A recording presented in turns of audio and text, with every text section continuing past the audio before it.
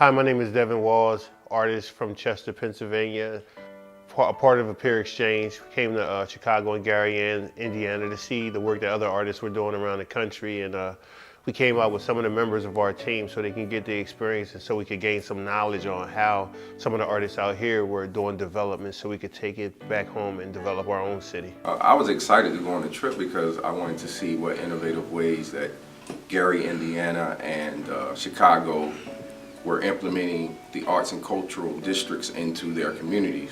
First day of the trip, I thought it was interesting. I enjoyed being able to interact with different representatives from Illinois' Humanities Council. Had to go to a reception and meet an artist that was doing work in Chicago by the name of John Tichy, and we went to his studio where we had a nice dinner reception. We met him and he showed us some of the things that he was working on here, and he expressed to us how he would use some of these things to help build and organize builds inside of the city.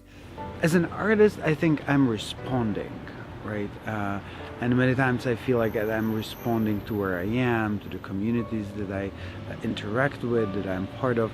I mean, I'm not trying to think about it as art or activism, education. For me, it all comes together, though I understand that not everybody can see it like this. Taking something that's been deteriorated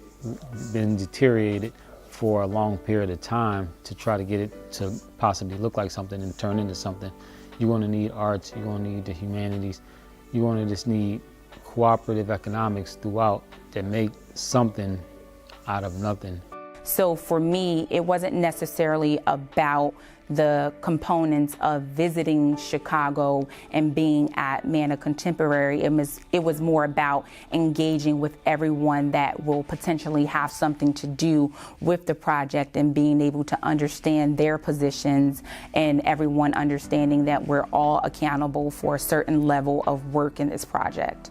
I really wanted to see exactly what was happening in Gary, more so than what was going on in Chicago, because I felt like Gary was a city similar to the same, or going through the same sort of things that Chester was going through. I'm excited to hear the direction from the proposed listening sessions about where history fits for the artists and for the city residents, and how we can, for example, think about both exploring the history, the physical history of Chester in terms of the underground, this underground city, but also the experiential history of the city. What has it been like for people? And I've experienced a lot of that in those listening sessions.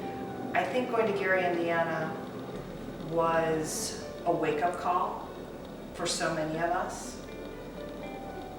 Because, we went into this trip thinking we had so much to learn from everyone else. And we did have so much to learn. But I don't think that we were thinking as much about how much we had to give in that learning experience. I think Gary, Indiana affected me because it made me so sad. It made me extremely sad, man, to see a place in such ruins. This city was the city of the century. People came all around the world to come and learn about schooling, but the city was segregated. And so part of the story about Emerson was that the students walked out because they didn't want to integrate the school. And so then you get Roosevelt High School being built for black students. Because you're asking, how did this happen kind of thing.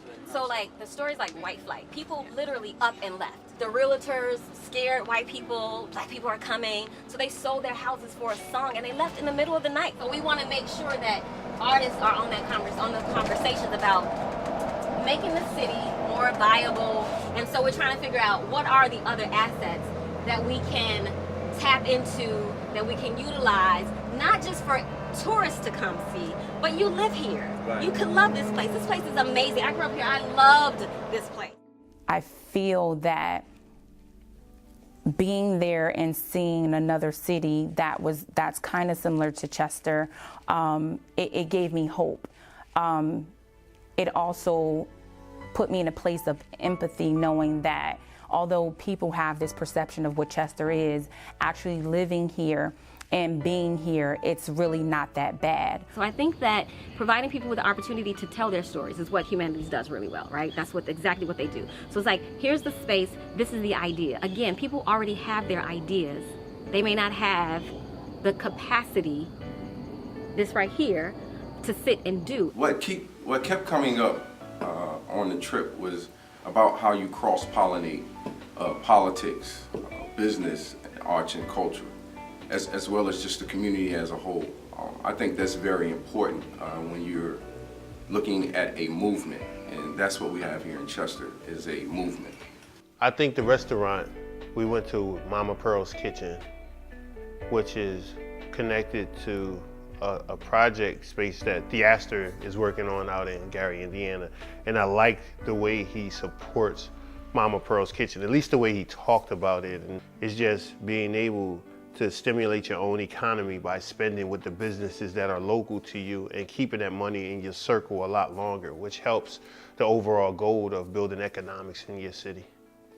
For us all, as we're trying to do this work, just finding ways to support support with our resources the people who are already doing the work, and then to kind of expand their dream and kind of allow those things to incorporate into this New Jack thing, because it's like we will not create this kind of fried chicken joint, this kind of soul food joint, and it actually does feel like it's like the heart and soul of Gary. It's way more sincere in terms of a thing, and it's like all we got to do is then get behind Joni and Ho. After we had seen Chicago and we'd seen Gary, Indiana, we knew that Chester had the assets right here, and we had the relationships that many other communities don't already have in place in order to really move this forward. In order for the movement to be successful, everyone has to cohabitate, everyone has to cross-pollinate and work together for one common goal. So I think that's probably the most important thing in a movement is having everyone on the same page, moving with the same mindset and the same goal. You know, the part about development stuff in Chicago is, you know, I just feel like we more community than they were. Like, we're seriously a community. Like, I know every last one of these store owners on this block, and I'm right here every day. I show up every day, and so does my partner. So, you know, I'm into, you know, we want to talk about community and development. I think nobody's spot is hotter than Ron Starr, Dev. We are, you know what I mean? And we all on the same block. But what I mostly got out of it, I got the chance to see that what we're doing is special. We do have a community of people that does work with each other. You know, it's not going to be any city that we can go in and we can do some of the things that we're doing here. We're revitalizing a whole city through just the heartbeat of the city, which is this street, Avenue of the States. I think it was beneficial for everybody to see it because it gave everybody the energy that they needed to come back home and start building. I think that with us all seeing everything all together at one time, you can get the energies from different people and see that a lot of them came back energized and ready to roll.